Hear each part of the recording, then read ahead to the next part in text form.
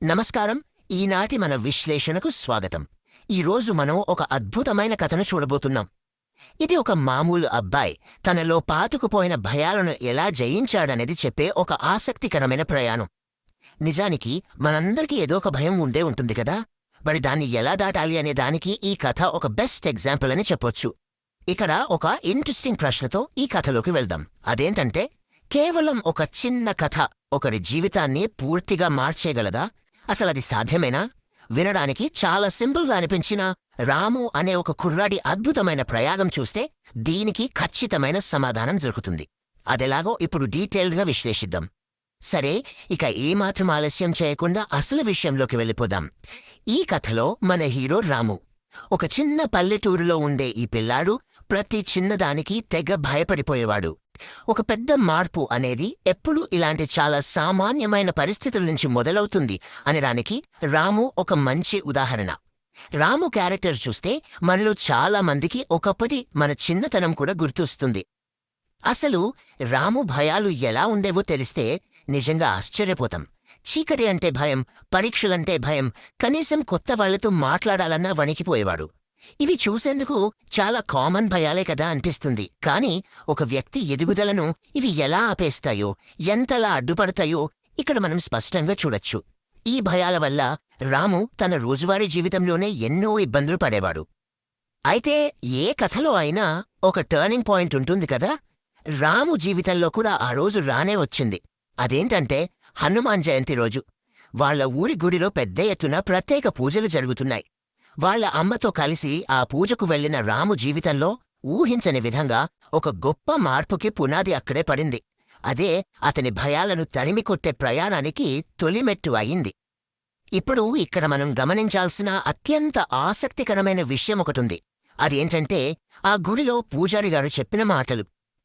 హనుమంతుడు అంటేనే ధైర్యానికి, భక్తికి కేర్ ఆఫ్ అడ్రస్. ఆయన శ్రీరాముడిపై భక్తితో ఎన్నో కష్టాలను జయించాడు. నిజమైన బలమనేది బయటెక్కడ్నుంచో రాదు, మన మనసులోని విశ్వాసం నుంచే పుడుతుంది అని ఆయన చెప్పారు. ఈ ఒక్క మాట రాము ఆలోచన విధానాన్నే మార్చేసింది. బలమనేది మన లోపలే ఉంటుందన్న ఆ సత్యం రాము మనసులో ఒక స్ఫూర్తి విత్తనంలా నాటుకుపోయింది. ఆ మాటలు విన్నాక రాము కేవలం ఇన్స్పైర్ అయ్యి ఊరుకోలేదు, దాన్ని ప్రాక్టికల్గా అమలు చేయడం మొదలుపెట్టాడు. అది ఎలాగంటే, ప్రతిరోజూ క్రమం తప్పకుండా గుడికి వెళ్లడం, ఉదయాన్నే లేచి జై హనుమాన్ అని స్మరించుకోవడం ప్రారంభించాడు. ఆ తర్వాత నెమ్మదిగా తన చదువు మీద పూర్తి ఫోకస్ పెట్టాడు. ఇక మెల్లగా స్కూల్లో తోటి పిల్లలతో ధైర్యంగా మాట్లాడటం అలవాటు చేసుకున్నాడు. చూసారా, ఒక నమ్మకం ఎలా స్పష్టమైన ఆచరణాత్మక మార్పులకు దారితీసిందో? ఇది ఎంత అద్భుతంగా ఉందో ఒక్కసారి ఆలోచించండి. ఒకప్పటి రాముకు ఇప్పటి రాముకు మధ్య ఉన్న తేడా చూస్తే నిజంగా ఆశ్చర్యం వేస్తుంది. ఒకప్పుడు చీకటి అన్నా, కొత్తవాళ్లన్నా వణికిపోయే ఆ కుర్రాడు ఇప్పుడు ఎంతో ఆత్మవిశ్వాసంతో చదువుపై శ్రద్ధ పెట్టి అందరితో ధైర్యంగా మాట్లాడుతున్నాడు. ప్రతిరోజు అతను చేసిన సాధన, తనపై తాను పెంచుకున్న నమ్మకం ఎంత గొప్ప రిజల్ట్ ఇచ్చిందో మనకి క్లియర్గా అర్థమవుతోంది. ఇక ఈ స్టోరీలో అసలైన కిక్కిచ్చే మూమెంట్ ఎప్పుడొచ్చిందంటే, స్కూల్లో జరిగిన స్పీచ్ కాంపిటీషన్లో రాము ఏకంగా ఫస్ట్ ప్రైజ్ కొట్టేయడం. అసలు ఎవరితోనూ మాట్లాడడానికే భయపడే స్థాయి నుంచి అందరి ముందు నిలబడి అనర్గళంగా మాట్లాడి ఆశ్చర్యపరిచే స్థాయికి ఎదిగాడు. ఇక్కడ రాము గెలుచుకుంది కేవలం ఒక ప్రైజ్ మాత్రమే కాదు, తన భయాలపై తను సాధించిన ఒక అద్భుతమైన విజయం. ఆ విజయం సాధించాక ముఖంలో ఎంతో ఆనందంతో, అంతులేని గర్వంతో రాము ఒక మాటన్నాడు. హనుమంతుడి మీద నాకున్న భక్తే నాకు ఈ ధైర్యాన్ని నేర్పింది అని. ఈ ఒక్క మాట చాలు అతని ఆధ్యాత్మిక సాధన ఎంత పవర్ఫుల్గా పనిచేసిందో చెప్పడానికి.